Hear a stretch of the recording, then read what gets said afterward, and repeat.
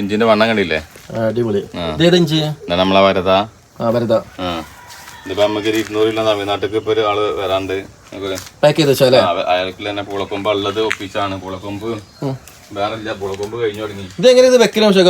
ഇത് വെക്കേണ്ട രീതി എന്താ വെച്ചാല് ഏറ്റവും നല്ലത് നമ്മളെ കവറിലൊക്കെ ആണെങ്കിൽ കുറച്ച് വേപ്പ് മുണ്ണാക്കും, ഒരു പിടി എല്ലുപൊടിയും, ഒരു പിടി കോഴിവെള്ളി വളപ്പൊടി.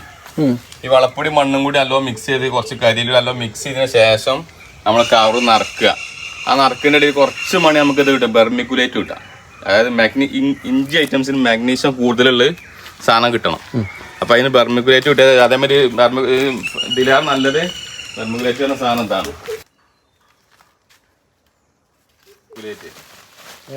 ബെർമിക്കുലേറ്റ് പറഞ്ഞ സാധനം.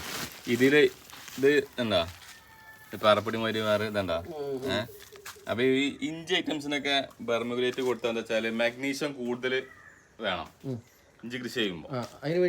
അപ്പൊ ഇത് ഉപയോഗിക്കാം. ഇത് പിന്നെ ഇതിന് വെച്ചാല്